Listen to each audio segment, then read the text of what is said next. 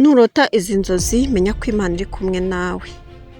Hari inzozi urota zikagucanga ukayoberwa ibyo ari byo, ariko tugiye kuzisobanura.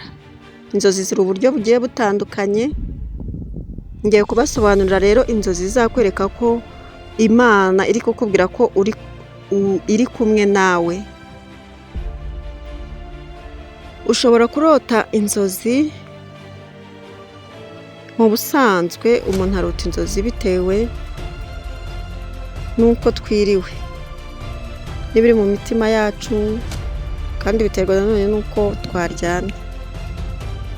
Reka mbaze akabazo gato: ese uzaryama wiseguye Bibiliya? Undi yisegure sharijeri, undi yisegure telefone, undi apfumbase igipupe cy'imbwa cyangwa se cy'ipusi, niyo cyaba icy'umwana, burya ntabwo aba ari umwana. Undi araranye kuteri mu matwi.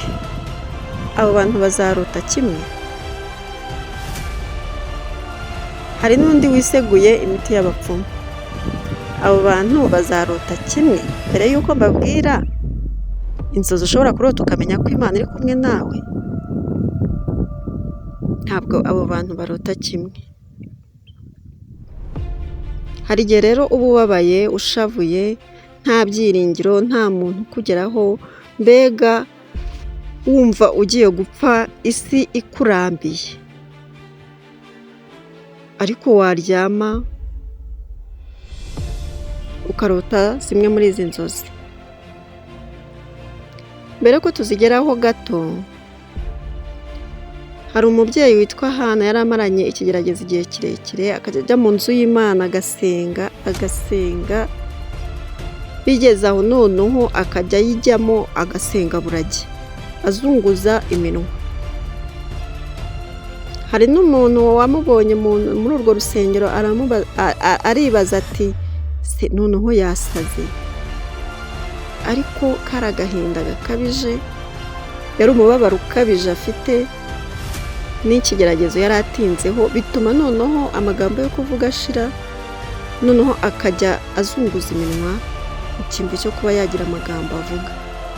Yari afite intimba ikomeye cyane. Gusa mbere y'uko unarota, hari ikimenyetso kikwereka ko uri umuntu udasanzwe. Nta mafaranga ufite, nta bwiza ufite, nta bintu ugira, nta modoka, nta nzu, nta bitinde bitebuke, nta n'umwanya urabadepansa. Iki ni ikimenyetso cya poromosiyo ku buzima bwawe, kuko bari kukubonamo wowe icyo utazi kuri cyo. Barakugambanira, baba bakubonamo wowe icyo utazi ko ufite, bakubonamo ubushobozi wowe utibonamo, kuko baragambana, bakagambana paka bamenye aho utuye, aho urara.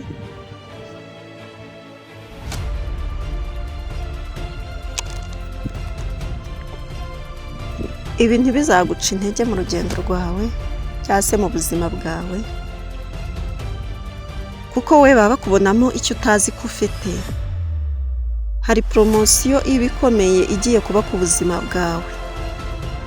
Icya mbere rero uzarota ukamenya yuko Imana iri kumwe nawe, ni ukurota uri mu rusengero.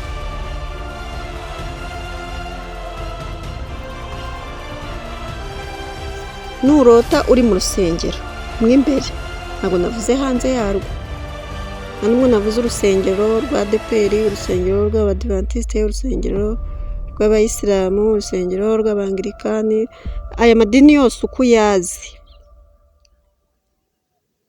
Ntabwo navuze ngo ni urunguru, ahubwo rumwe muri rwo.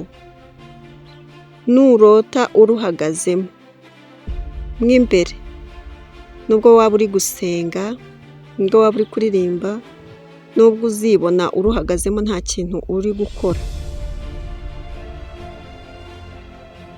menya yuko Imana iri kumwe nawe. Ariko nubona wapfukamye, ntumbaze kuko njyewe ndavuga mu nzu y'Imana.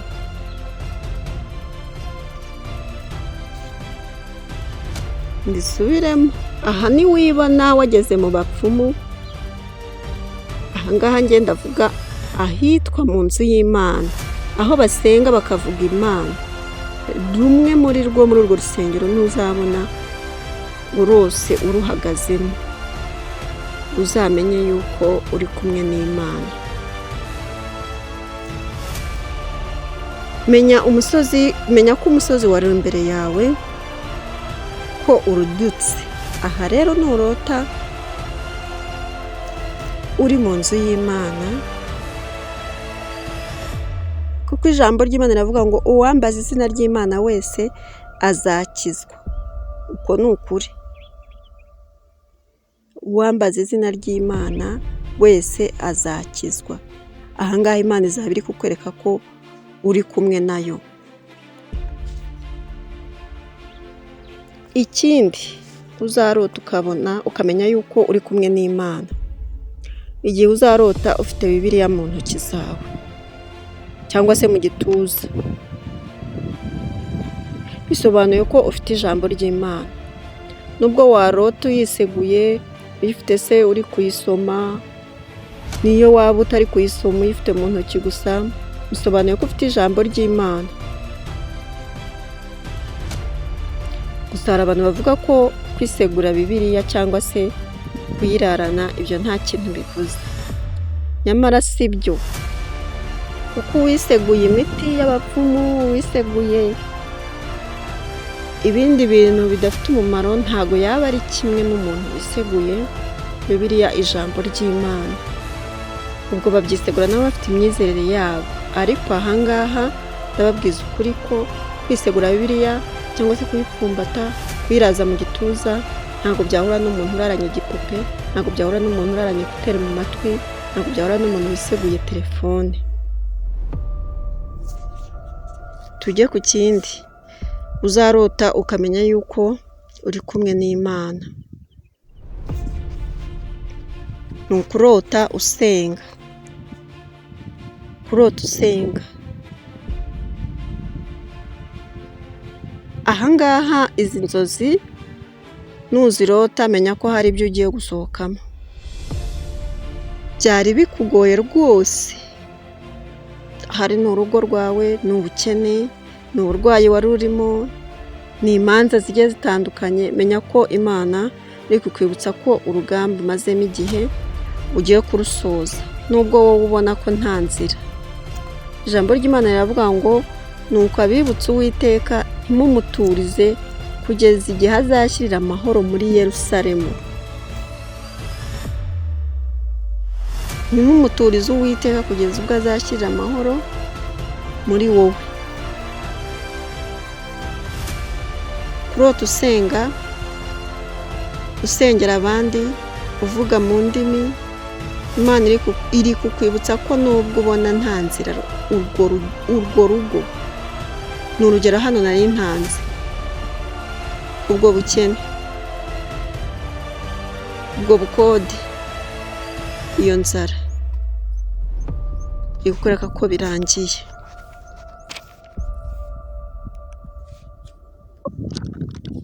Icyanyuma rero tugiye kureba, ko mba nateguye bikeya, hagize izo urota wowe wambwira, wanyandikira muri komenti nkabasha kuguha ubusobanuro bwabyo, ariko mba nateguye nkeya kugira ngo umwanya nawo utaducika. Kurota hari umuntu uri kugutera imbaraga.